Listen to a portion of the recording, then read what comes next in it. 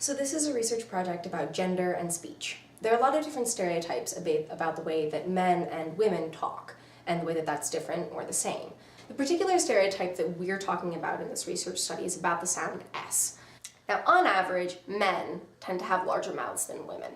And on average, men's S's tend to be slightly lower pitched than women's S's, which means that there's more space between their tongue and their back of their teeth when they say the sound S. Now, that could just be because their mouths are bigger, so there's more space, so it makes it lower pitched, but the difference that we see between men's S's and women's S's is so big that it can't be explained by biology alone. It's gotta be explained by socialization.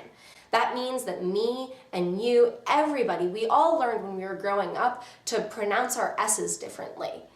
So there's a production effect and two different kinds of perception effects. When men pronounce their S's higher pitched, they're perceived to be less masculine. The way that we measure this in research is we record one dude saying a sentence that has an S sound in it, and then we manipulate the S sound so that it's higher pitched.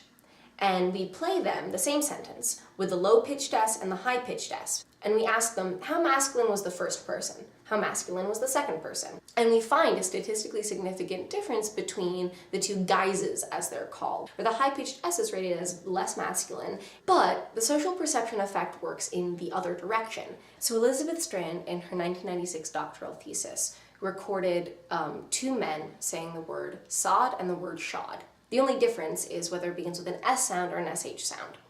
One of the men had been rated as the most masculine looking and the other one as least masculine looking in a previous study. What she did is she took those videos and she took out the S sound and the SH sound, and then she used a program that created a continuum between the two sounds in 9 different steps. So you can think of it as 1 is definitely an S, and 9 is definitely an SH, and 5 is that weird halfway in between, I don't really know what it is kind of sound. And then she made 9 copies of each of the videos and spliced that sound, each of the steps in, and then she just played them over and over again. She asked people, which sound did he say, sod or shod? So she measured the average point at which people started saying, no, he's saying shod instead of sod. The difference was that for the higher masculine man, the boundary was further forward, so it was more at step 6 instead of step 4 in the continuum. So what that means in terms of like S's and SH's is that his tongue was further back in his mouth. People were more lenient with him than they were for the low masculine man. So these are all very interesting effects, and in theory they should be related. Are you learning one thing? Gender and S are connected. Or do you learn 3 separate rules that happen to be related to the same thing culturally? So what we did in this study is we had our participants do all 3 of those tasks: sound production, social perception, and sound perception. And then we looked at the degree to which they showed each effect.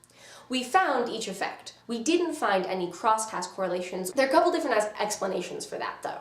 Obviously, there might just not be a correlation. Maybe there isn't one construct in your brain that's handling all of these different things. But our study wasn't that great in some respects. In particular, masculinity is way more complicated than just a scale from not a lot to very. So the next steps in our research are we're trying to pilot a task that will allow us to measure people's perceptions of masculinity in a way that's more nuanced and accurate to how we actually construct it in our society.